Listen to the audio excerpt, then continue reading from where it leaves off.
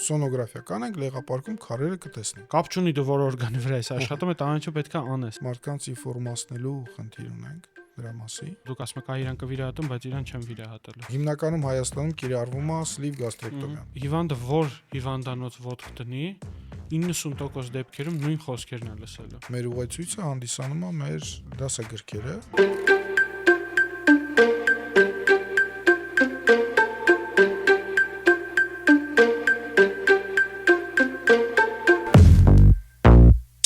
Ողջույն սիրելի հյուրեր, ողջույն սիրելի բարեկամներ, շաբաթ առավոտյան նորից պարապ-սարա բան չունեք անելու ու միացրել եք YouTube-ը, նայում եք Medcast-ը։ Չնայած ինձ ասում են հերիք հա տենց ասես, որովհետև մարդիկ շաբաթվա մյուս բոլոր օրերին նայում։ Այսօր տաղավարում մենք երեքով ենք, մեր հյուրը Medline բժշկական կենտրոնի գլխավոր բժիշկ Հայկ Եղիազարյան, բարևձեզ Հայկ Ենիկովիչ, ու Մոլինա Վոտերից տակ, որովհետև իրեն ոչ մեկ չէր կարող տունը տիրություն անել, ով իմ Instagram-ին հետևում է, Մոլին շատ լավ ճանաչում է։ Պատտվում է հաղորդման ընթացքում կարող է նաև կադրում հայտնվի, չվախենակ, որ հայտնվի աշխարհի ամենասիրուն շունը։ Իսկ այսօրվա հյուրը շատ կարևոր անձնավորություն է մեր հայկական բժշկության մեջ։ Մարդ, ով որ լիքը մարդկանց սովորացրել է վիրաբուժություն, հանդիսանելով վիրաբուժության ամբիոնի դասախոս, մարդ, ով կատարել է մի քանի հազար վիրահատություններ ու այսօր Medline բժշկական կենտրոնում զարգացնում է վիրաբուժությունը։ Բայց Հայկ Ենիկովիչ, եկեք ամենասկիզբը գնանք ձեր կարիերայի, ոնց ստացվա, որ դուք դարձաք բժիշկ։ Այդ հարցը բոլորին եմ տալիս, ինձ հետաքրքիր ձեր մոտ ոնց ստացվա, որ դարձաք բժիշկ։ Անկեղծ ասած 9-րդ դասարանից երևի գիտեի, որ դառնալու եմ բժիշկ եւ գիտեի, որ դառնալու եմ վիրաբույժ։ Ինչ երեղ է 9-րդ դասանում կոնկրետ ինչ-որ չեմ կարող ասել, չգիտեմ ինչի տենց մեր ազգում բժիշկներ չկան, բարեկամներից բժիշկներ չունենք, չգիտեմ ինչի տենց որոշեցի, որ հենց վիրաբույժ եմ դառնալու։ Ու տեղից արդեն սկսեցի պարապել, քանի որ մեր ժամանակները քննությունները բավականին դժվար էր, առանձին պարապել էր պետք եւ այլն։ Բացի դրանից էլ կրթությունս ռուսերեն էր, հայերեն, ընդհանրապես նորմալ գրել չգիտեի։ Մի թելադրության մեջ կարող է 50-ից սխալ անեի։ Դրա համար ինտենսիվ պարապեցի եւ արդյունքում ընդունվեցի բժշկական համալսարան։ 2001 թվականին ավարտեցի բժշկական համալսարանը եւ դրանից հետո գնացի արձինատուրա Մոսկվա։ Մոսկվայում անցա վիրաբուժության արձինատուրա եւ բավականին իհարկե դժվար ճանապարհով դարձա վիրաբույժ, որից հետո նաև աշխատեցի Ռուսաստանում մի քանի տարի, ելի որպես վիրաբույժ Չեխովի հիվանդանոցում էի, դրանից հետո վերադարձա Հայաստան։ 2007 թվականին վերադարձա Հայաստան ու մեկ ամսից հետո գնացի բանակ, իհարկե որպես սպա 2 տարով ծառայել եմ Լեռնային Ղարաբաղում, բանակի գլխավոր վիրաբույժ,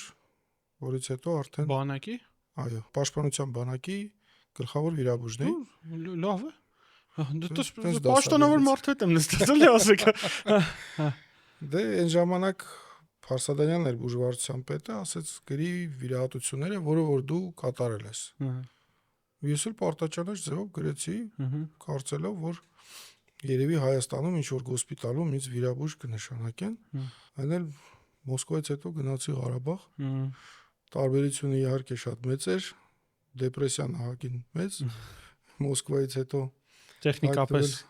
քիչ էր հագեցած ամեն ինչը գործում։ Նու հա, տեխնիկապես քիչ էր հագեցած, բացի դրանից մեր կաֆե Իրինա Ալեգրովայի երգերն էր, ուրիշ բան չկար։ Եվ տենց տարբեր դեպրեսիվ մտքեր էր այցելում, բայց հարմարվեցի, սկսեցի աշխատել, եղա պաշտպանության բանակի գրեթե բոլոր զորամասերում, թե ստուգումներով, թե օգնության կարգով, որից հետո ավարտեցի բանակը ու ընդունվեցի արդեն ամբիոն։ Աշխատում էի վիրաբուժության թիվ 1 ամբիոնում, հանրապետական հիվանդանոցում, նաև վիրաբույժ էի աշխատում։ Այնուհետև 8 տարի հետո տեղափոխվեցինք Միքայելյան հիվանդանոց եւ վերջերս դառանք որովայնային վիրաբուժության ամբիոն։ Ու մինչ այժմ անցավ, այսինքն թոքային վիրաբուժությունը որովայնային էր։ Վերաձևավորվեց մեր ամբիոնը, միացավ մյուս ամբիոնին եւ դարավ որովայնային վիրաբուժության ամբիոն։ Բայց օրինակ մի տեսակ այդ տարբերակումը որ տալիս ենք որովայնային վիրաբուժություն, կրծքային վիրաբուժություն, բայց պետքա լինի չէ բազիսային մի հատ ամբիոն, որտեղ դու սովորում ես ուղակի վիրաբուժություն, ուղակի կտրել, ուղակի կարել, դրենավորել, այն որ կապ չունի դու որ օրգանի վրա ես աշխատում, այդ ամենը պետքա անես, էլի։ Միանշանակ համաձայն եմ եւ ուսանողները ինչ մեզ մոտ գալը երրորդ կուրսում անցնում են ընդհանուր վիրաբուժությունը, որտեղ այդ բազան է, то есть ասեպտիկա, անտիսեպտիկա, ինչ է ընդհանրապես վերքը, ինչպես նրան բուժել մոտավորապես, դրանից հետո արդեն գալիս են որովայնային վիրաբուժություն։ Անջատումը կարծում եմ բավականին ժամանակին էր, որովհետև մենք քանի որ ընդհանուր վիրաբուժներ ենք եւ նեղ մասնագիտացում չունենք, օրինակ անոթային վիրաբուժության մեջ, կրծքային, կարդիոխիրուրգիայում մենք փորձում ենք ուսանողներին բացատրել ինչա դա։ Հիմա փառքաստո մենք անցել ենք միայն որովայնային վիրաբուժության դասավանդումներին եւ կան մյուս ամբիոնները, որոնք այդ մեր բացը լրացնում են։ Բժշկական արտահակուստը բժշկի գլխավոր ատրիբուտներից մեկն է, այն կարող է ապահովել լավ տրամադրություն ամբողջ օրվա համար, ինքը կարա ցույց տա թե ինչքան կարևոր է ձեր աշխատանքը ու ամենակարևորը կարա կեղտոտվի, իսկ դե շորերը չկեղտոտվեն։ Բժշկական արտահակուստը պետքա լինի հարմար, պետքա լինի շնչող, պետքա արագ լվացվի ու շատ արագ հարթուկվի, մեկ-մեկ նույնիսկ չհարթուկվի։ Այն նմանատիպ արտադրանք ձեզ առաջարկում է Ախուրյանում, Շիրակի մարզում արտադրվող Go Medical-ը։ Մարզային ստարտափ զարգացնելու ամենալավ քայլը կլինի Go Medical-ից գնել ձեր բժշկական արտահակուստը, որը ունի շատ գերազանց որակ, այն թանկանոց 30-40 հազարնոց ֆորմեկի որակից ունի, բայց վաճառվում է սկսած 18,000 դրամից։ Առողջ եղեք։ Իդեպ ես այդ եմ հագնում։ Պակա։ Կհիշեք ձեր առաջի վիրահատությունը մենակ եք արել։ Իհարկե։ Մոսկվայում էր 2002 թվականի փետրվարի 4-ին։ Հա, այդ կարգ եք հիշում։ Միանշանակ։ Մառախլապատ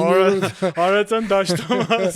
9-րդ դասարանից երազել եմ վիրաբույժ դառնամ եւ չնայած դրա որ ջերմությունս 38.5 էր, մտա վիրահատարան մի անգամից մոռացա բոլոր հիվանդություններ, գլխացավեր ինչ որ կար, կենտրոնացա վիրահատության։ Ինչ էր որ։ Ապենդեկտոմիա։ Հա։ Կլասիկա։ Կլասիկան։ Այո, վիրաբույժների սկիզբը, իհարկե մինչ այդ ես մասնակցել եմ բազմիցս վիրահատություններին, միջալոց առաջի վիրահատությունը կարելի ասել վիրաբուժության օպերխիրուրգիայի ամբիոնում էր։ Օպերացիվ վիրաբուժության ամբիոնում իհարկե կենթանու վրա։ Հա։ Գայանե Ֆիոդոսովնան էր մեր դասախոսը, լավ հիշում եմ, եւ մենք մի հատ կրոլիկ էինք ճարը, շուկայից առել ենք, բերեցինք այնտեղ վիրահատեցինք։ Մոլին էլ ստեղտած բաներ եք ասում։ Ինքը կենթանիներին ուժեղ պաշտպան։ Չէ, շամվրա ձերքս չէր բարձրանա, բայց ապրեց։ Կրոլիկին մենք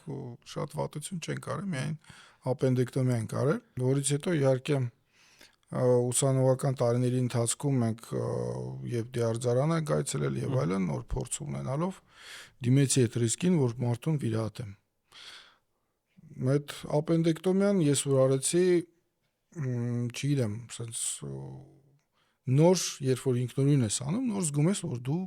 ոնց որ թե ուզում ես վիրաբույժ դառնաս։ Ու նոր զգում ես, որ մի բանը որ դու 2000 անգամ արել ես, նայել ես, ասիստենտել ես, բայց ճիշտ արեցի։ Ճիշտ է։ Այն ամենավատ բարդությունները սպասում ես, որ հեսա քո հետ ելնելու է։ Ամենամեծ երջանկությունը սա էր, որ երկրորդ թե երրորդ օրը հիվանդը ասաց, ես ուզում եմ գնամ տուն, ամեն ինչ լավ է, ես ոչ մի խնդիր չունեմ, տվեք ինչ եմ ստորագրում, ես գնամ տուն։ Ուրախ գնացի իմ ղեկավար վիրաբուժին Միխայել Գրիչին, ասացի, որ հիվանդը ուզում է տուն գնա։ Դե ասեց, լավ, ինչ ասեմ, ուզում ես ճանապարհ։ Հա, շնորհավորում եմ։ Այնտեղ դե ընդունված էր այդ հիվանդանոցում 20-րդ հիվանդանոցն էր Մոսկվայի, որ վիրաբուժը եթե առաջին վիրահատությունն անում, ինչ որ մաղարիչ պետք է անի եւ այլն։ Ես իհարկե չսպասեցի, որ ինձ, չգիտեմ, ինչ որ մեկը հուշի կամ մի անգամից օպերացիայից հետո վազեցի խանութ անեստեզիոլոգներին առանձին, օպերացիոն քույրերին առանձին, sense ինչ որ ուրախությունից չգիտեի ինչ անեի, որ այդքան իմ չարչարանքը ի վերջո ինչ որ մի արդյունք, առաջի արդյունքն ա տվել է։ Առաջի վիրահատությունը շատ հետաքրքիր մի հատ միտք պրոֆեսոր Մոսոյանը, օրոլոգ, հայտնեց մի անգամ հաղորդման, ասաց, ես որ առաջի 12 հատ ռոբոտով վիրահատություններն արեցի, ասի դե վсё, սովորել եմ, արդեն կանեմ։ Երբ որ 50 հատ արեցի, հասկացա, որ ոչ մի բան էլ չգիտեմ ես այս վիրաբուժությունից։ Ձեր մոտ եմ պահա եփեկա, երբ որ դուք ինչից էր որ ասացիք, չէ, հələ շատ կա դրան։ Որտեղ նեք առաջի օպերացիայից հետո միշտ ասում ես ջան, դե վсё, էսա, դες բանք, ասի ինչ էլ նի կանեմ, ասենք, հա չէ։ Զգացողությունն Արդինատուրայի ժամանակ իհարկե մենք կուրսեցիներով երեմի 6 տղայով գնացինք արդինատուրան անցնում ենք ու ասենց ոչ բացահայտ մրցակցություն կարող ավելի շատ ապենդեկտոմիական եւ այլն, բայց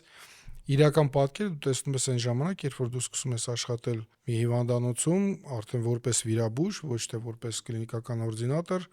եւ քո մեջքի հետևում չկա այն քո սենսեյը, որը որ քեզ կհուշի, չէ, դու ես պահին սխալ ես անում։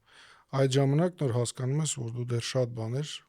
ունես սովորելու։ Հենց դա, հետո սկսում ես արագություն զարգացնել, հետո սկսում ես իհարկե։ Արագություն, որ ասում եք, թելերը կապելը արդինատորների մոտ, դա մի հատ ուրիշ կոնկուրս էր, որովհետև ինչքան արագ ես դու թելը կապում, այնքան դուր ես գալիս վիրաբույժին, որը քեզ թույլ է տալիս աշխատել իր հետ։ Արդինատորայի ժամանակ դա կարևոր էր եւ բոլորս նստած աթոռներին սկսում ենք թել կապել, բաժնի վարիչը մտնում էր մեր վրա, խոսում էր սաղաթոռներին, թելա կապած, բայց թե բանը դռների ռուչկեքին։ Ես տան դռան ռուչկեքը, ասենք, օրը իր գունը գալիս հետո ասում եմ, լավ 1500 հատ կապեմ, նոր քնեմ։ Ասենք, կարող է այդքան կապեին, միջև մոտորիկան ինքը զարգանա։ Չէ, վիրաբուժությունը ինքը նույն գործողությունը կրկնելու, անվերջ նույն գործողությունը կրկնելու իհարկե հմտություն է պահանջում, այսինքն պետք է նույն բանը անդադար անես, օրինակ ռեֆլեքսի մակարդակի վրա պետք է լինի այդ գործողությունները, որը դու ստանդարտ անում ես։ Հենց այդ ինչ որ պահ կա ձանձրանում ես, չէ՞, որ պետք է հեսա էլի պետք է, ասենք, գրիժի սետկեն հեսա պետք է էլի մոտակա կեժում գրիժայի սետկա եմ կարելու, հա։ Հայկ Հենրիկովիչ, իսկ վիրահատություն կար կամ վիրահատություն կհիշեք, որի ժամանակ դուք որոշեցիք, որ ես գնում եմ բան IT-շնիկ դառնամ կամ չգիտեմ, ձեր վաղ ինչն էր մոդա, ինչ եք դառնում, հա։ Օй։ Մի հատ դեպք կա, որից հետո իրոք մտածում եի, որ միգուցե ես ինչ որ բան չեմ անում։ Բայց շատ հետաքրքիր ու տարօրինակ դեպք էր արդինատուրայի ժամանակ էլի հիվանդանոցի կողքին մի հատ խանութ կար, ասի դուրս գամ, մի հատ ջուր վերցնեմ, հետ գամ։ Այդ դառնալու ճանապարհին թփերի հետևից ինչ որ ձայն լսեցի։ Մոտեցա, տեսնեմ մի հատ կին է արյան մեջ, տենց ինչ որ պարկած, վազեցի հիվանդանոց շտապ օգնությանը, համոզեցի այնտեղ Մոսկվայում մի քիչ վերաբերմունքը ուրիշ է։ Շարիցերը, հա։ Ես սովորել եմ, գիտեմ, հա։ Սկսեց դրանից, որ շտապ օգնությունը սկսեց վրես խոսալ, դե ես երիտասարդ եմ, իրանք արդեն։ Վերջը համոզվեցին, գնայի կան այդ կնոջը դրեցին մեքենան, բերեցին հիվանդանոց, ընդամենը 50 մետր է։ Հիվանդանոց բերեցինք, պարզվեց, որ այդ կինը ծայրահեղ հարբած է, պլյուս դանակահարություն։ Մի քիչ ուշքի եկավ, սկսեց շուրջ բոլորին ամենավատ խոսքերը ասել ու ես կողքով գնում եմ, բոլորը ինձ նենց են նայում, որ ես այս ինչ եմ արել։ Պետք է, հա, ես էդի շատ լավ գիտեմ, որ մի հատ հիվանդ ես տենց պարկացնում բաժնում Ռուսաստանում առավոտը պիտի մինուտկին քեզ ունես մի հատ հոգն էին անում այդ հիվանդին դու ինչ ես պարկացրել դրանք, ես օրինակ Հայաստանում այդ խոսակցությունը երբեք չէր լինում։ Հիվանդը մնում է հիվանդ, մարդը մնում է մարդ, բայց այնտեղ բարձրացանք վիրահատարան, վիրահատարանում այդ ամեն ինչը շարունակվում էր մինչև անզգայացումը, հետո եկավ ավակ հերթապահ վիրաբույժը, որը համարյա թե կրկնում էր այդ կնոջ խոսքերը իմ հասցեին։ Հետո ասեց լավ, դե ես էլ չեմ լվացում, դու մշակի, որտեղ մի քիչ ուրախացա, դու ինքնուրույն աշխատանք ես անում։ Ինքնուրույն աշխատանք անելուց հետո հաջորդ օրը այդ կնոջ մոտ սիֆիլիսը եկավ խիստ դրական, ու այդ խոսակցությունը, այդ խոսքերը շարունակվեցին նաև բուժքույրերի կողմից իմ հասցեին։ Դե ես սկսեցի մտածել, միգուցե ես ինչ որ սխալ եմ արել, չգիտեմ։ Հետո հաջորդ օր այդ կինը այլավ փախավ հիվանդանոցից ու ոստիկանություն ու տենց մի հատ շատ հետաքրքիր պատմություն էր իհարկե, ես հաճախ ուսանողներին պատմում եմ դա, ասում եմ, որ լավ մտածեք, ինչ եք ուզում դառնալ։ Չէ, բայց ռետրոսպեկտիվ դուք որ նայում եք, դուք շատ լավ բան եք արել։ Միջավայրը չի,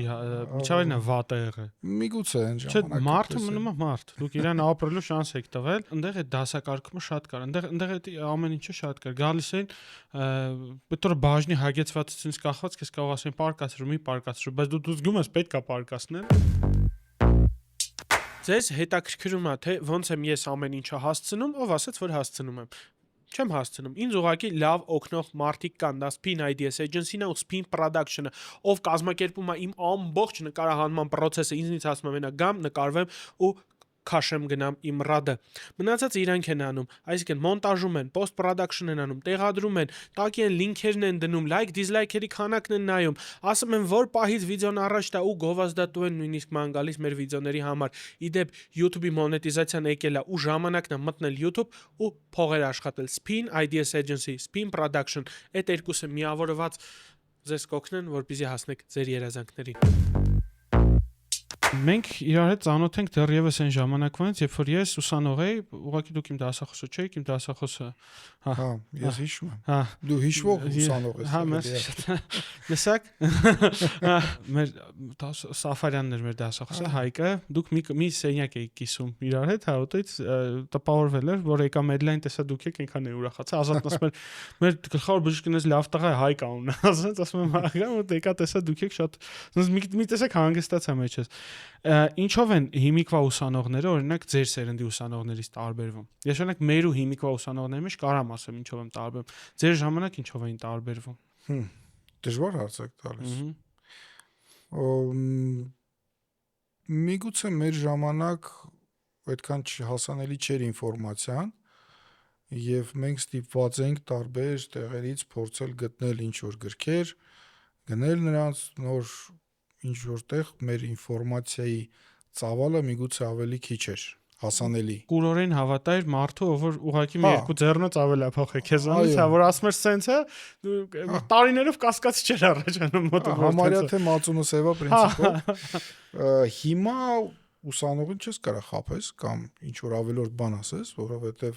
խելացի ուսանողները իրանք ունեն բազմաթիվ աղբյուրներ եւ շատ հեշտ կարողանում են այդ ինֆորմացիան ստանալ։ Բայց մի հատ բացական կողմ եմ տեսնում, այն որ ուսանողին երբ որ հարցը տալիս ես ինքը միանգամից Google-ում, չգիտեմ, Wikipedia-ում էդի գտնում է, քեզ պատասխան է տալիս, 1 ժամ հետո ինքը այդ ինֆորմացիան մոռանում է։ Այդ ամենը, հա, այդ հարցը։ Երբ որ մենք ենք այդ ինֆորմացիան, то есть հարցերի պատասխանը փորձում ստանալ գրքերից, ես մինչև հիմա հիշում եմ։ Սա կարծում եմ բավականին լուրջ խնդիր է, երբ որ ուսանողը ոչ թե խորանում է այդ ամբողջ թեմայի մեջ, երբ որ դու իրան հարցը տալիս ես, այլ մանա գալիս քո եւ գտնում է կոնկրետ տված հարցի պատասխանը։ Հենց այդ խնդիրը ես էլ եմ նկատում, ընտիրա որ նոր տեխնոլոգիան կիրառվում է, պրոստը ինքը ոչ թե պետք է կիրառվի, որ քեզ փոխարինի քո մտածողությունը, օրինակ պետքա ինքը քեզ ընդհանրապես օգնի։ Օրինակ ես դες տարական օրինակ բերեմ, ես շատ եմ ելույթ ունենում բժշկական համայնքում լեկցիաներ եմ կարդում, տարբեր պրեզենտացիաներ բան, ու մի քանի անգամ ChatGPT-ով սարքեցի։ Դու հասկանում ես, հելում եմ բեմ, մի անգամ թե երկու անգամ եղա, հելում եմ բեմ, սլայդը թերթում եմ, ու ես չեմ հիշում հաջորդ սլայդում ես ինչ ունեի։ Ես թեման գիտեմ, հա։ Ու դրանից հետո մի քանի տարի առաջ էր, ասի չէ, հետարի են քո հին ձևերով։ Գրքերը դնում եմ քառակուսի sense A4 ֆորմատի թղթի վրա նկարում եմ, այս սլայդ համար 1, այս ինֆոն ալնում, սլայդ համար 2, այս ինֆոն ալնում եմ, վերջում ինձ մնում է պրեզենտացիան հավաքեմ։ Բայց այդ ինչ որ ես օրինակ այդ ամեն պրեզենտացիան սարքելուց ծախսում եմ մի քանի օր, դրա ստացած ինֆորմացիան ինձ ուղեկցում է ամբողջ կյանքի ընթացքում։ Այսինքն ինքը ինֆորմացիա լինում, որ բան անի։ Իմն է, ես իրան գողացել խաղալ եմ գրքերի մեջից, պահել եմ ինձ։ Այդ առումով, իսկ վիրաբուժության առումով այն ժամանակ ու հիմա ոնց է տարբերությունը։ Օրինակ մեր ժամանակ ես կհիշեմ, գիտեք ինչերը, որ գալիս ենք ձեր մոտ հանրապետական 2-3 գիշեր կարող է հերթապանենք, որտեղ են 3-րդ, 4-րդ ասիստենտ կանգնենք, ասում է, կարևորությամբ 7-րդ Զիբիլի Վեդրոնը լինենք, այտենց մեմ կա, չէ, ասում ով ամենակարևորը վիրահատարանում, Զիբիլի Վեդրոնը, հետո ուսանողները։ Հիմա այդ կարգավիճակում պետք է այնքան գանք, որ օրինակ կարողանանք լվացվենք, մի հատ, չգիտեմ, խոլեցիստեկտոմիա կամ այդ ապենտեկտոմիա պետք է լվացվենք, անենք։ Դե, ցենց ասեմ, մեր ժամանակ, չէ, մի քիչ ավելի հեշտ էր երևի, միգուցե պացիենտներն էին ավելի շատ, վիրահատություններն էին շատ եւ ստաֆներ մի քիչ ավելի քիչ, չեմ կարող ասել։ Ամենայն դեպս իմ օրդինատուրան, որ անցել է Ռուսաստանում, Մոսկվայում, այնտեղ պացիենտները շատ էին, աշխատանքը շատ էր, ինձ դուր էր գալիս այդ աշխատանք եւ սուտկաներով հիվանդանոցից կարող է դուրս չգայի, 4-5-6 օր իրար հետևից հերթապահի, բայց էլի մենք, то есть մեր կուրսի տղաներով, հայերով պետք է ավելի լավը լինեինք, քան ընդեղի արձինատորները, շատ ավելի լավը եւ շատ ավելի շատ աշխատենք, որ մեզ վստահեն աշխատանքը, իհարկե։ Այստեղ հիմա շատ բան է փոխվել, նախ բժշկական համալսարանի ղեկավարությունն էլ է պահանջում, որ ուսանողը անպայման ինչ որ մի վիրահատության մասնակցի, իհարկե ոչ թե վիրահատի, դա արգելված է, բայց ինչ որ ձևով մասնակցի վիրահատության։ Ձեռքերը մշակի, գա, կարի մի թել բռնի, մի Ռիչարդսոնը բռնի մեջքը ծռելով 2.5 ժամ կանգնի։ Մեր ժամանակ օրինակ պրակտիկ հմտություններ չկար։ Հա, մեր ժամանակը չկար, հա։ Ինքնուս էինք սաղս։ Հա, մեր պրակտիկ հմտությունը, որ մենք դասախոսին ասեցինք կարելի է, ասեց կարելի է, կրոլիկին բերեցինք, վիրահատեցինք։ Այդ մեր պրակտիկ հմտությունն էր։ Իսկ հիմա քննությունը, то есть ուսանողը պարտադիր պետք է ունենա այդ հմտությունները եւ կարծում եմ, որ դա շատ ճիշտ որոշում է։ Միանշանակ։ Օրինակ Ռուսաստանում ես որ արձինատորան անցնում եի, կադավեր կուրսեր կար բոլոր առարկաներից ու դու պարտավոր էր բոլորը անցնել։ Կադավեր կուրսը դիակային կուրսերն էր, երբ որ քեզ ուղարկում են դիակի վրա վիրահատություն, օրինակ կարող է ունենալ դու ուրոլոգիա, տրավմատոլոգիայի կադավեր կուրս կար, դու գնաս քննություն հանձնես, շինա հավաքես, սվերլով ծակես, չգիտեմ, բան, որովհետև այնտեղ այն հաշվարկով արես, որ դու պետքա գոնե այդ անես։ Հա։ Գոնե այդ ամեն ինչը պետքա սովորացնես, այնտեղ հատուկ այդ կադավեր կուրսերի մեծ տիպում են գնանք, էլ թոքային խիրուրգիայից, որ պիտի ասենք պնևմաթորաքս դրենավորես կամ չգիտեմ, այնտեղ նեֆրոստոմա դնել էին սովորացնում տրավմատոլոգներին ու տենց ուրգենտ ինչ, հա, ուրգենտ դեպքերում որ դու կանես ռեակցիա տաս, հա։ Գոնե կարողանաս շինա դնես, ոդկա հետ հավաքես, որ կարողանա մարդը չարժվի։ Հիմա ձեր պրակտիկ գործունեությունից մի քիչ խոսանք, հետո էլի հետ կգանք այս հետ թեմաներին։ Medline բժշկական կենտրոնում այս վերջերս Սաղիսի իննադու նրա որ վիրահատան առանձնա տեղ չկա վերել եք, բարիատրիկ վիրաբուժություն եք պրակտիկա անում ու արդեն բավականին երկար, բավական լավ փորձ կա։ Այդ հումոր եմ անում, պրոստը մեր մոտ վիրահատան մի կռիվ առավոտը ցիրիկում թե ով որ ժամը պետք է վիրահատի։ Բարիատրիկ խիրուրգիան ինքը նորամուծություններ աշխարհում նոր ու Հայաստանում թե ինքը աշխարհում շատ շուտվանից կար, մենք նոր ենք պրոստը իրան սկսել ցած ակտիվ կիրառել մի քանի տարի է։ Բարիատրիկ վիրաբուժությունը աշխարհում երևի թե կիրառվում է մոտ 30 տարի։ Եթե ոչ ավել, Հայաստանում երևի թե մի 20 տարի։ Բայց նույն մեր ուսանող ժամանակն էս չի, մենք աչուձախ լսում ենք բարիատրիկ վիրաբուժության մասին, բայց հիմա շատ է։ Հա, հիմա բավականին շատ հիվանդանոցներում բավականին շատ վիրաբույժներ կատարում են այդ վիրահատությունը։ Արդյունավետությունը բավականին լավն է։ Ուղղակի Հայաստանում մենք մի քիչ մարդկանց ինֆորմացնելու խնդիր ունենք դրա մասին։ Նախ պացիենտները, то есть բուժառուները, որոնք գալիս են եւ դիմում են այդ վիրահատության համար, քիչ տեղեր կա, որտեղ որ լիարժեք բացատրեն այդ վիրահատության կարևորության մասին, այդ վիրահատության արդյունավետության մասին եւ նրա մասին, որ գործի միայն 50%-ն է վիրահատությունը, մնացածը բուժառուինն է։ Այսինքն բուժառուն պետք է հասկանա, որ սա իր համար շանս է, հնարավորություն է տալիս, որ ինքը փոխի իր կենսակերպը։ Մի որոշ ժամանակով ստիպում է բուժառուին, որ ինքը չկարողանա շատ սնվի միանգամից, որից հետո դա պետք է արդեն դառնա իր համար սովորական երևույթ։ Բուժառուն պետք է պատկերացնի, որ քիչ ուտելով ինքը ստանում ավելի քիչ էներգիա, քան ծախսում է, այսինքն պետք է նաև ծախսի էներգիա։ Դրա համար տարիքով հիվանդների մոտ 60 անց բուժառուներին վիրահատությունը կարող է մեծ արդյունավետություն չունենա այն առումով, որ այդ մարդիկ իրանք քիչ են շարժվում մի քիչ ավելի։ Դե 60-ից 60 անց տարիքում, եթե մարդ ունի ավելորդ քաշ, հոդերի վրա ծանրաբեռնվածությունը այնքան ալենում է տարիների ընթացքում, որ սկսում են արդեն ախտարվել հոդերը, ողնաշարը, եւ այդ մարդիկ ստիպված չեն կարողանում շատ ակտիվ լինեն երիտասարդների նման։ Պետքա ճիշտ բացատրել այդ մարդուն։ Եթե վիրահատվում են եւ հետո արդյունք չի լինում, բավարար արդյունք, որը բավարարի բուժառուին, նրանք սկսում են դժգոհել, թե վիրահատություն արեցի, բայց էֆեկտը թույլ էր։ Շատ բան նաեւ կախված է բուժառույց։ Այդն էս չի, որ ես արդարացնում եմ ինչ որ Վատ արդյունքները չէ, բոլորովին։ Ես դեռ մի քանի հիվանդներին տեսել եմ, արդյունքները շատ լավն է։ Ու այդտեղ ճիշտ եք ասում, նույնը նիհարելու լուբոյ process-ում, թե դեղորայքային, թե վիրահատական, այդտեղ ընդամենը քո կենսակերպի, ոնց ասեմ, ոնց որ շարժվող սեղանի տակ մի հատ փոքր աթոռ եմ, գիրք են դնում, ասում են շարժը սեղանը, ժամանակավոր, մինչև ոտքը դուք սկսես վերանորոգել, էլի։ Իհարկե։ Եթե օրինակ մարդը սննդային վարքի խանգարում ունի, ինքը ինչքան է ստամոքսը կտրեք, կուտի ու հետ կտա, որովհետև տեսել է ուտելիքը, սիրում է, հավանում է, ու ինքը չի կարող առանց դրա։ Եթե մտքից ուտելիքը դուրս չի գալիս, թեկուզ մենք տալիս ենք առնվազն 6 ամիս այդ շանսը ունի բուժարում։ Եթե դա դուրս չի գալիս, հետագայում նորից կարող է քաշի ավելացում լինել։ Բայց արդյունավետությունը ինքը բավականին բարձր է։ Բավականին բարձր արդյունավետությունը կան, իհարկե բարիատրիկ, հիմնականում Հայաստանում կիրառվում է սլիվ գաստրեկտոմիան։ Երբ որ կատարվում է ստամոքսի երկայնակի մասնահատում, ստամոքսից ձևավորվում է խողովակ, որը ունի փոքր ծավալ եւ բնականաբար մարդը չի կարողանում շատ ուտել։ Եթե մի քիչ ավել է ուտում ստամոքսի ծավալից, կամ մոտապսխում առաջանում, կամ ցավեր են առաջանում, տհաճ կան նաեւ այլ տարբերակներ բարիատրիկ վիրահատության,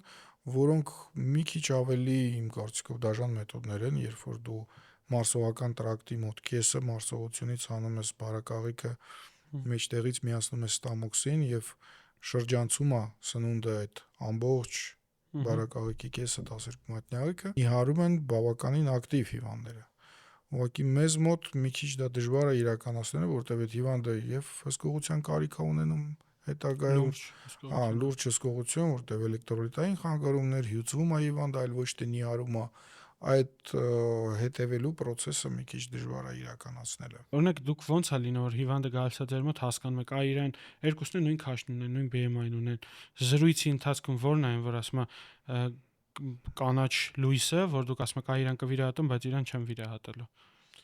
Իրան խորհուրդներ կտամ, թողանի նոր կվիրահատեմ։ Նախ կարմիր լույսը, երբ որ սահմանային, մարմնի զանգվածի ինդեքսը, երբ որ ճարպակալում է, բայց առաջի աստիճան, որտեղ որ տեսնում ես, որ այդ մարդը եթե իրոք զբաղվի իրանով մի քիչ, այլ վիրահատությունը իրան երբեք պետք չի լինելու, չի կարելի խիղճը կորցնել վիրահատել։ Եվ այն պացիենտները, որոնք ռեալ խնդիր ունեն այդ սնունդը մտքից հանելու, եւ այն պացիենտները, որոնք հիպոդինամիկ են, այսինքն չեն շարժվում։ Ասում կտրի ես նիհարեմ։ Բացառություն են կազմում այն դեպքերը, երբ որ մեզ մոտ ուղարկում են օրթոպեդները այդ պացիենտներին, օրինակ հոդը պետք է վիրահատել, բայց ասում են քաշդ շատ մեծ է, վիրահատեմ, արդյունք չեմ ունենա, խնդիր կլինի, սկզբից պետք է անել բարիատրիա։ Այդ ժամանակ մենք վիրահատում ենք, բայց էլի այն պայմանով, որ գոնե բասեին կայցելի։ Որտեղ բասեինում ողնաշարից եւ հոդերից ծանրաբեռնվածությունը իջնում է, ջրի մեջ է, բայց մկանները աշխատում են, էներգիա է ծախսում։ Այդ պայմանով ես վիրահատում եմ։ Այլ դեպքերում ես ասում եմ, որ խորհուրդ չեմ տալիս։ Իհարկե հիմա բարիատրիկ վիրահատությունը, չգիտեմ, համարում են մի քիչ ավելի պլաստիկ վիրահատություն, то есть այդ ոլորտի վիրահատություններից, եւ առաջի հերթին հիվանդի ցանկությունը պետք է հաշվի առնես։ Եթե հիվանդները ունեն ռեալ հակացություններ, բայց պահանջում են, ես ասում եմ, որ գնան ուրիշ վիրաբույժի մոտ, միգուցե ուրիշ տեղում անեն, որովհետև ես չեմ վիրահատել։ Դե մեր երկրի վատն էլ է դա, որ օրինակ ուրոլոգիայի լավը գիտեք որն է, միշտ հաղորդումների ընթացքում եմ ասում, հիվանդը որ հիվանդանոց ոտք դնի, 90% դեպքերում նույն խոսքերն է լսելու։ Մի քիչ փոխած, մի փոքր նյուանսես կողմ, մի փոքր նյուանսեն կողմ, ինքը որ գնաց, ասենք նույն աստղիկի ուրոլոգիա գնաց կամ եկավ մեդլայնի ուրոլոգիա կամ գնաց Էրեբունու, տղեկը սաղ գիտեն, սաղ նույն բանն են ասելու։ Այս դիագնոզի պարագայում սա, այս դիագնոզի պարագայում սա, այս դիագնոզի պարագայում սա, մենք շատ շեղում չենք տալիս, բայց օրինակ նույն վիրաբուժությունում, գինեկոլոգիայում կարող երկու լրիվ ռադիկալ տարբեր բաներ լսես, մոտեցումներ լսես նույն հիվանդության շուրջ, հա։ Հստակ պրոտոկոլներ դեռ ուղեցույցեր դեռ մշակված չի, то есть վերջնական մշակում չունենք։ Մեր ուղեցույցը հանդիսանում է մեր դասագրքերը եւ հանդիսանում է միջազգային բարձր ռեյտինգ ունեցող ամսագրերում ինչ որ հոդվածներ, գիտական աշխատանքները։ Ըստ դրա մենք կարող ենք ղեկավարվել։ Մինչ այդ դեռ օրենքով սահմանված ռեալ ուղեցույցեր մենք դեռ չունենք։ Նաև նրանից է գալու, օրինակ հայկական ուրոլոգիական մի հատ ասոցիացիա կա, մի թիմ կա ու հա գովազդում էլի հայկական ուրոլոգիական ասոցիացիա մի հատ թիմ կա մի կոպիտ ասած աստվածաշունչ Եվրոպայի ուրոլոգների ասոցիացիայի ուղեցույցն է սաղս ուղղորդվում ենք դրանով բոլոր հարցերը ուղղորդվում է դրանով հետաքրքիր է նույնը Ռուսաստանում էր մտա պետական քննության պետական չէ առաջի արդինատորայի առաջի կիսամյակի վերջի քննությունն է Գրքի հեղինակը մեր պրոֆեսորն է, ձեռս մտա, խիտրի խոդ եմ էլի անում։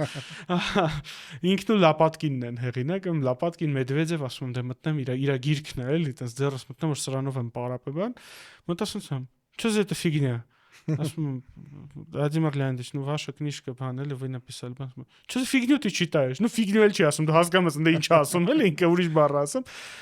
Завтра придёшь пересдачись, ասում тебе не стыдно, ասում ես գրքով ես անձնում, ասում կգաս գայդլայնով նորմալ քո ուղեցույցով կպատասխանես, ասում չկարդաս էսի։ Ասենք ինքը բերանաց ասում ինքը ասում էսի չկարդա կանգարտ, ասում կա ուղեցույց Եվրոպայի, ու դա կարտացեք այդ կոնսոլիդացիան ոնց որ կա։ Անցնենք երևի առաջ ճողվածքներից խոսանք, այն ինչ որ մենք իրար հետ շատ ենք վիրահատում, այս վերջերս ինչ որ ստացվում է հիվանդը համ ճողվածք ունի, համ որևէ ուրոլոգիական խնդիր, մենք իրար հետ վիրահատում ենք։ Ինչա ճողվածքը, ոնց է ինքը առաջանում ու ինչի է վիրահատությունը, ամենաճիշտ բուժման մեթոդը ոչ թե մասաժները, գիշերը կոպեկ դնելը, բանկա կապելը եւ կամ եթե ճիշտ է կոպեկ դնենք քնենք։ Կոպեկը լավ է որ կա։ Վնաս չի տա, բայց ինչքանով կօգնի դժվար թե։ Օգնի իհարկե գերնեալոգիան, то ճողվածների մասին գիտությունը վիրաբուժության մեջ իմ ամենասիրած ոլորտներից է։ Շատ հետաքրքիր ոլորտ է եւ ճողվածքը վիրահատելուց դու պետքա հաշվի առնես այդ մարդու եւ տարիքը, եւ քաշը, եւ ուղեկցող հիվանդությունները եւ պետքա փորձես չխախտես անատոմիան, то есть մկանների աշխատանքը եւ եթե նա խախտված է, պետքա փորձես վերականգնես։ Դրանով այդ ոլորտը շատ հետաքրքիր է, շատ բազմազան է։ Մոտ 150 տարի է վիրաբուժները վիրահատում են ճողվածք եւ մինչեւ հիմա նոր ինչ որ մեթոդներ են մշակում, նոր տեխնոլոգիաների կիրառումով, տարբեր տեսակի ցանցերի կիրառումով, արհեստական մատերիալ, սեփական հյուսվածքներ, ոնց վիրահատել, ոնց որոշել, դա շատ հետաքրքիր ոլորտ է եւ շատ պատասխանատու։ Իսկ ցանցը իրանց ինչ է ներկայացնում, ինքը ինչ է անում։ Ցանցը արհեստական մատերիալ է, հիմնականում օգտագործվում է պոլիպրոպիլեն եւ օգտագործվում է պոլիեստեր մատերիալները, որոնք հանդիսանում են առեակտիվ նյութ, որի վրա օրգանիզմը ռեակցիա չի տալիս, հազվադեպ բարդություններ են լինում, նրանք որպես կանոն կապված են նրա հետ, որ ցանցի ինֆեկցիոնը տեղի ունենում, то есть ինֆեկցիան նստում է ցանցի վրա եւ այդ վերքը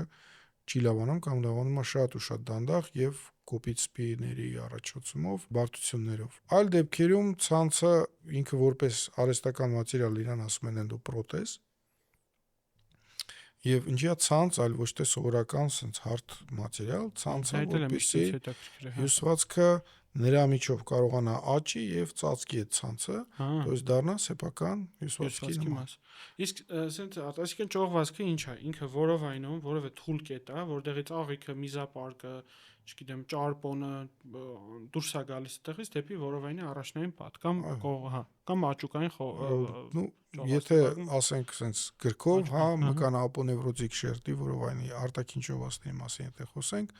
մկանապոնևրոտիկ շերտի դեֆեկտ է, որով դուրս են գալիս որովայնի օրգանները, то есть մեր մկանները, երբեմն կա բնածին թուլկետեր եւ կա նաեւ ձերբերովի, օրինակ վիրահատությունից հետո սպին որովայնի պատի վրա համարվում է թուլկետ։ Եվ այդ թուլկետերից ինչ-ինչ պայմաններում ներ որովայնային ճնշում կլինի ֆիզիկական ծանրաբեռնվածություն եւ այլն, դեֆեկտ է առաջանում, то есть այդ թուլկետը ավելի լայնանում է եւ դրա միջով դուրս են գալիս որովայնի օրգանները եւ առաջանում է ճողվածքը։ Օրինակ ձեր մասնագիտության հետ կապված, երբ որ ինձ մոտ գալիս է ուղիղ աճուկային ճողվածքով տարիքով մարդ, առաջինը ինչը որ ես մտածում եմ, դա շագանակագեղձի ադենոման է, որի ժամանակ եւ մնացորդային մեզամնում միզապարկումների որովայնային ճնշում բարձրանում է, եւ դժվարությամբ միզում է պացիենտը, որը էլի բերում է ներվորովանային ճնշման բարձրացման եւ առաջանում է թույլ կետից ճողվածք։ Այդ դեպքերում ես միանշանակ առաջին հերթին ուղարկում եմ ուրոլոգների մոտ, Տոնոյան Դավիթի օրինակ եւ այնտեղ մի հատ լուր Չախոյան Լեննականի հիմա փոխում լացում է։ Չախոյան Ազատ եւ բարձում ենք հարցը, արդյոք պետք է միջամտություն ուրոլոգիական, թե կարելի է դեորայքով բուժել, կարելի է անել սիմուլտանտ, թե այս էտապում ուրոլոգները չեն թողի ես աշխատեմ, իրանք գործ կանեն եւ կվիրահատենք օգնեն հիվանդին, որից հետո նոր մի քանի ամիս հետո ես կվիրահատեմ։ Այդ հարցերը պետք է հաշվի առնել միշտ։ Ճողվածքները որ պարագայում չեն վիրահատում, ասում են դե գնա ապրել եւ բան չի լինի։ Թե տես պարագա չունենք։ Ունենք այն դեպքում, երբ որ հիվանդը հրաժարվում է։ Մյուս դեպքը, եթե կան շատ ծանր ուղեկցող խնդիրներ, օրինակ սիրտանոթային անբավարարություն, որի պարագայում ճողվածքը վիրահատելը կլինի շատ կյանքին սպառնող բարդություն կարող է լինել այդ պացիենտի մոտ, դրա համար մենք առաջարկում ենք իրան դեռ սպասել, то есть այդ դեպքում հիվանդները վիրահատվում են միայն կյանքի ցուցումով, այսինքն երբ որ առաջանում են բարդությունները, որոնք անմիջապես սպառնում են հիվանդի կյանքին, օրինակ օղակումը։ Մի հատ sense հարց տամ։ Վերջերս վիդեոյի նկարե պրոֆեսոր Ռագոզինի մասին, որ 27 տարեկանում ինքն իրան ապենդեկտոմիա էր արել։ Անտարկտիդայում էքսպեդիցիա է լինում, հասկանում եմ, որ իր մոտ ապենդիցիտ է սկսվել, հասկանում եմ, որ Անտարկտիդայում հանգարց սկսվի պերիտոնիտ, իրան ոչ մեկ չի փրկի, ու միակ վիրաբույժն է ինքն իրան վիրահատում, հայլի է դնում ու սկսում է ինքն իրան վիրահատել։ Հեչ պատկերացրել եք դուք ձեզ վիրահատելուց։ Անկեղծ ասած, ես գիտեմ այդ դեպքի մասին ու չեմ պատկերացրել ոնց է կարողացել այդ մարդը այն պարագայում, որտեղ չկա ազգայացում նորմալ ու ինքը իրեն վիրահատի, մի քիչ իմ պատկերացումից բայց կադրերն կան, բայց մի կշարքի մյուս նշանը պերիտոնիտից դաժան մահն է, էլի ասենք, մի կշարքի մյուս նշանին կա դու շատ դաժան ձևով մահից, միգուցե գերազանցել է, բան չունեմ ասելու, բայց չգիտեմ, ես երևի չկարողանամ օրինակ։ Հիմիկվա անտիբիոտիկները թույլ կտան ձգել հասնել ձեզ ինչ-որ տեղ, ասենք, ժամանակակից։ Չեմ կարծում։ Եթե խոսքը գնում է սուր ապենդիցիտ, то есть դեստրուկտիվ, այսինքն երբ որ ինֆեկցիա է զարգանում արդեն, միգուցե ինչ-որ չափով օգնեն անտիբիոտիկները, բայց բուժել կամ կանխել բարդությունները չեմ կարծում։ Մեզ ինչներից է պետք այդ կույրաղիկը, որը մենակ բորբոքվում է, ուրիշ ոչ մի լավ բան չկա այդ։ Ես ուսանողներից միշտ ասում եմ, որ Աստված մեզ համար ոչ մի ավելորդ բան չի ստեղծել։ Բացի կույրաղիկից։ Իհարկե, կույրաղով որդանման ելունը ինքը մանկական հասակում ասում են, որ մեծ դեր ունի իմուն համակարգի ձևավորման մեջ, որոշակի մեր սպիտակ բջիջներ, լիմֆոցիտներ հասունանում են նրա մեջ, քանի որ ինչի առաջանում այդ որդանման ելունի բորբոքումը, որտեղ ունի նաև լիմֆոիդ հյուսվածք, то есть իմուն պատասխան է տալիս ինքը ինֆեկցիային, ինքը իհարկե ունի նշանակություն։ Ամերիկայում որոշակի ինչ որ հետազոտություն են կատարել, որ ապենդեկտոմիա կատարած հիվանդների մոտ հաստաղու քաղցկեղը ավելի հաճախ է հանդիպում, քան չվիրահատվածների մոտ։ Չգիտեմ ինչքանով է ճիշտ այդ ստատիստիկան, այնտեղ բազմաթիվ ֆակտորներ կան, որոնք կարող են ստատիստիկան փոխել։ Բայց ես կարծում եմ, որ մենք ոչ մի ավելորդ բան չունենք։ Բժշկությունը օր-օրի զարգանում է, ամեն ինչը մեկ է հարցերի պատասխաններ ենք ստանում, որոնք չունենք կամ հարցերի պատասխաններ ունենք, որ հետո բարձում է լավ, ճիշտ է։ Մեզ ասում էին, որ ցուցումը ապենդեկտոմիայի համար դա հետվիրահատական սպիի բացակայությունն է։ Վիրահատված չի, ուրեմն պետք է վիրահատվի։ Շատ խնդալու պատասխաններ։ Ես ասում եմ, ինչ ասում հետվիրահատական սպիի բացակայությունը շատ խնդալու է։ Բայց թե չէ, իմ համոզմունքն է, որ եթե կա ինչ-որ ցավ այլ պատճառով, դու վիրահատես, հետո այդ ցավը մնալու է, հետո այդ պացիենտը քեզ հիշելու է որպես ինչ, որպես վիրաբույժ, որը այդպես չբուժեց։ Դե հենց այդ է, ես հիվանդները մեկ-մեկ գալիս են մոտս, ասում են, ես օրինակ վարիկոցելե ունեմ, իմ ստեղը ցավում է։ Նայում ես, այսքան փոր ունի, ֆիզիկական գործ անում, հասկանաս, որ այդ ցավը մեջքից է, դու էլ ես սաբլազնին քեզ տանում է, որ հա ինչի՞ չէ որ վիրահատենք։ Մեկը խնդիրը կա, հետո բացատրում ասում դու եկել ես որ ցավը տանցնի, թե վարիկոցել են։ ասում ցավս, ասում դե ցավը չի անցնելու, ասում գնա մեջքդ բուժի ու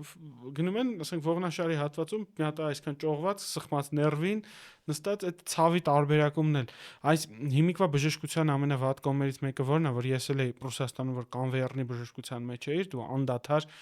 մի հիվանդին 7-8 րոպեում էիր նայելու, sense պետք է արագ ամեն ինչ արագաներ։ Մենք մոռացել ենք այն դասականն ինչ որ սովորել ենք ինստիտուտում, ձեռք դուր, շոշափի, նայի, զննի, ու դա շատ հետաքրքիր experience է տալի, մանավանդ այդ ցավերի տարբերակման պարագայում, երբ որ դու սկսում ես ձեռք տալ, հա, բայց սոնոնսենս պատասխանա տա, բայց այս հենց նայ մարդը այստեղին սխմում ես, այստեղ ոտը բարձրացնում է վերև, այստեղ սխմում ես ցավա տալիս կամ այստեղ ցավա տալիս ու մի հատ ցանավորում կա մարմնի վրա։ Այդ բոլոր պարագաներում մենք հետ ենք ինձ թվում է մնացել ու մեկ-մեկ պետքա ուղղակի ձեռքերի, աչքերի ու այդ զգայարանների համադրությամբ ուսանողներին միշտ ասում եմ առաջին հենց դասին, ասում եմ որ դուք ունեք աշխարհի ամենալավ գործիքները, դա ձեր ձեռքերն են, աչքերն են եւ ականջները։ Եվ եթե ես ինչ որ բան հարցնում եմ ուսանողին եւ ինքը սկսում է գործիքային հետազոտություններից խոսել, ասում եմ սխալ է։ Ասում եմ ինչի՞ օրինակ չգիտեմ, լեղաքարային հիվանդություն, սոնոգրաֆիա կանենք, լեղապարկում քարերը կտեսնենք։ Ասեմ սխալ ես ասում։ Սկզբից պետք է ասես, ինչից կարա գանգատվի այդ հիվանդը։ Դու պետք է հասնես նրան, որ նշանակես որովայնի սոնոգրաֆիա, թե գլխի ռենտգեն, թե չգիտեմ, կրծքավանդակի կատ է։ Դրա համար երբեք ուսանողներին չեմ թույլ տալիս խոսել գործիքային հետազոտություններից ի սկզբանե, եւ գործիքային հետազոտությունների արդյունքների վերլուծությունը ինձ մոտ այդ դասի ընթացքում զբաղեցնում է երևի թե 5-ից 10% մաքսիմում, ավելի շատ շեշտը դրվում է հենց կլինիկական պատկերի վրա, որ մարդկանց մոտ զարգացնես կլինիկական մտածողությունը։ Միանշանակ, որովհետեւ նույն պացիենտին հասկանաս պետք է սոնո, թե պետք չի սոնոգրաֆիա, կամ պետք է անալիզ, կամ պետք չի անալիզ, կամ պետք է կատե, կամ պետք չի կատե։ Ամեն մեջքի ցավ չի, ես միշտ ասում եմ, ամեն մեջքի ցավ չի, որ երիկամից է։ Հայերի 90%-ը գալիս է պոշկես ցավում, ասում եմ ո՞նց է ցավում, ասում եմ, այս sense ցավը տալիս է, խփում է, այս տեսես, ասում եմ, բա հետո ինչ, ասում եմ, պարկում եմ, անցնում է։ Դա արդեն հարց է, ձև է, շոշափում է, որ ինքը արդեն դու գտնում ես, որ չէ, այդ մարդու երիկամը չի ցավում։ Մի հատ դեպք պատմեմ, շատ հետաքրքիր, երբ որ ես առաջի անգամ sense ինձ անես դոկտոր House էի զգում, կարելի ասել, երբ որ մասնագիտությամբ սրտաբանը շտապ օգնության աշխատակիցը մեքենայով բերեցին հիվանդի, որը ուներ գանգատներ, այդտեղ ցավ ստամոքսի շրջանում փսխում էր ունեցել, բերել են սուր պանկրեատիտ ախտորոշումով։ Ես արդեն հասկացա դա ինչ է։ Ընդամենը 30 վայրկյան տևեց ախտորոշելը։ Ընդամենը պուլսը շոշափեցի այդ հիվանդի։ Ձեռքս դրեցի, մյուս ձեռքս դրեցի ստամոքսի շրջանում, զգացի, որ ինքը ոչ մի արձագանք չի տալիս իմ շոշափման վրա, այսինքն ցավը չի փոխվում։ Ասեմ ինչ է։ Ինֆարկտի գաստրիտ։ Այո։ Միանշանակ։ Պուլսն էլ ոչ թե հաճախ էր, այլ դանդաղ։ Դանդաղ, հա։ Երբ որ այդ կարդիոլոգին հարցրեցի EKG արել եք, կարդիոլոգը կարմրեց։ Սուս չթողեց մենք դաժե EKG-ն անենք ընդունարանի, այլ գնաց մեքենայից իրանց EKG ապարատը բերեց, ախտորոշեց սուր ինֆարկտ, սուս հիվանդին տարավ կարդիոլոգիա։ Ես էլ այնտեղ առաջի տարվա բժիշկ եմ օրդինատուրայից հետո պատկերացնում ես ոնց կզգաս քեզ, չէ՞։ Ես քույրերին sense հայացքը թեթև գցում ես, դրանց ռեակցիան ի՞նչ է։ Դրանք էլ երրորդ մասը պատկերացնում եք, չէ՞։ Գարեգին Նժդեհ փողոցը։ Այնտեղ դատարան կա։ Ուրեմն այդ դատարանի դեմը այգի է։ Կանչ ենք ստանում, շտապ օգնություն եմ աշխատում, կանչ ենք ստանում, տղամարդը գետնին ընկած։ Գնում եմ, ասում եմ, խեք եկե բան, խեք սկորի կանչ, ասում եմ, ինչ ա եղել, որ ասում եմ, իմոց ցենց լնում է, ես քայլում եմ, չտես ցավում եմ, պարկում եմ, անցնում եմ, գնում եմ։ Ստենոկարդիա նկարագրում էլ տիպիկ։ Դնում եմ այդ ժամանակ բաները դրեցի, EKG-ն արեցինք, տեսանք տրանսմուրալ ինֆարկտ է գնում, դες V1-ից V6 ցենց էլևացիաներ է տալիս, շտապ տեղափոխեցինք այդ մարդուն, բայց քանի անգամ ենք ստենոկարդիա դեսնոպա ունեցել, իրան չի հետաքրքրել, այդ էլի գաստրիկ ձևեր, ձեռ դնում էր ստամոքսին, էլի ինքը տես ստանում էր, որ նման դեպքեր է։ Ինչու՞ մապես շտապ օգնությունում աշխատել է։ Իս թվում է բոլոր բժիշկները գոնե մի տարի իրենց կյանքում պետք է այնտեղ անցկացնեն, էլի, դա որ ասում է այդ գետնին ամենատակը պետք է լինեն, դժոխքի մեջով պետք է անցնեն, հա։ Սամվելի հետ հիմա նստած ասացի հիվանդ ունեմ պարկած, արի գնանք մտ ակտիվացնենք, քայլի, ոտի բինտը բան անենք, բաց թողենք։ Գնացինք հիվանդին կանգնացրեցի ոտքի ու տեղում կոլապս։ Սենց երկու քայլ արեց ու ընկավ մեր ձեռների վրա բան։ Հիմա այս հարազատները խառնվել են բան, ես սաման հանգիստ, ինչ որ այդ կոլապսի վիճակից դուրս ենք բերում բան։ Հիվանդի շողուլի բերենք, մեկ էսան զարմացած նայում, ասում ոնց որ ձեր հեչ պետք է չլներ, ու դու հասկանում ես դու այնքան ես տեսել էդի շտապում աշխատելուց, էլի այդ ամեն ինչի մեջով այնքան ես անցել։ Շտապօգնությունը ստիպում է համ արագ ռեակցիա, համ արագ որոշում, համ ինչ որ մտածողության մեջ մեկ կայծ կա, որ ինքը ստեղծում է, էլի, հետի որ այսի կարա ինֆարկտ լինի, որովհետև դու երբ որ ուրիշի տունն ես կամ փողոցում ես կամ չգիտեմ ցեխերի մեջ ես, մեկի մոտ հիպոգլիկեմիկ շոկ, ամիսը ճնշումն է բարձր բան, այդ ժամանակ դու ոչ մի բան չունես ձեռիդ տակ, հա, մաքսիմում մի քանի հատիկ դեղ, մի քանի անուն դեղ, որ պետք է կարգավորես։ Պետք է տեղում կարողանաս կողմնորոշես։ Կրակոց, գմփոց, վերքեր, դանակահարություն, ինչ ասես, էլի, հա։ Բայց ինձ թվում է ուսանողներին էլ պետքա, վերջին կուրսերում իհարկե, գոնե 1-2 շաբաթով այդ պրակտիկան իրականացնեն։ Իրանք ոնց որ, հա, բայց ուղղակի պրակտիկան մեկ-մեկ պետք է հերթապահություններով։ Ահա։ Ես գտնում եմ, որ օրինակ հանրապետականի հերթապահությունները, ես որ մնում էի բաժնում, ձեր բաժնում որ մնում էինք հերթապահ, դրանք հետո օրինակ ինձ արդինատուրայում են պետք գալի։ Զուտ տարական բան գիշերը վիրաբույժները զանգում ասում են ապենդեկտոմիա կա, 4 հատ միանգամից ապենդեկտոմիա ունենք, ասիստենտ չունեմ, արի։ Հա, իշտում էի, այդ ելս քեզ լավ զգում, այս կակոյնից քիրուրգները կանչելին օգնում ենք, այդքան չկակ մենք ենք գալի, հա։ Գնում ես ինչ-որ, բայց դա սա գալիս է նրանից, որ այդ գիշերներից մեկն է, որ դու ինչ-որ մեկին պետք է եկե, քո կյանքում սա պետք է գալի, որովհետև մենք մեկ-մեկ մոռանում ենք, որ մեկը որովայնի վիրաբույժ է, մեկը երիկամի բժիշկ է, մեկը ձախ աչքի, մեկը աջ ոտքի բան, բայց օրգանիզմը ընդհանուր է։ Ու պետք է իրան դիտարկել որպես մի հատ ամբողջություն, էլի, երբ որ դիտարկում ես, դու սկսում ես բոլոր հիվանդությունների բանալիները գտնել։ Իմաստուն խոսք կա։ Բուժիր հիվանդին, այլ ոչ թե հիվանդությունը, հա։ Մեկ էլ մի բուժի անալիզները։ Այդ մեր հեմատոլոգիայի դասախոսները ասում են, կնոջ հեմոգլոբինը ցածր է։ Ասում եմ, հա, ասում եմ, քանի տարի է ցածր է։ Ասում եմ, քանի տարի կարա ցածր լինի։ Ասում եմ, եթե մարդու հեմոգլոբինը ասենք 5 տարի է ցածր է։ Ի՞նչն ես ուզում բուժես։ Ցածր է հեմոգլոբինը, մարդը սովորել է տենց։ Ու տենց շատ խնդիրներ կա։ Մերսի Հայկ Հենրիկովիչ հետաքրքիր զրույցի համար, շատ հետաքրքիր էր։ Medline բժշկական կենտրոնի գլխավոր բժիշկն էր մեզ հյուր։ Եթե ունեք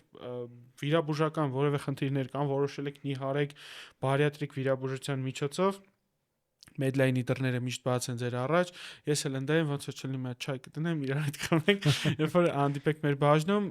շնորհակալություն մեզ հյուրընկալելու համար, ոնց որ 3 շաբթի կհանդիպենք, պիցի մինուտ գինա։ Շատ շնորհակալ եմ, շատ հետաքրքիր էր ձեզ մոտ։ Մերսի շատ։ Դուք էլ չմոռանաք բաժանորդագրվեք մեր YouTube-յան ալիքին, սոցցանցերում ու եթե դու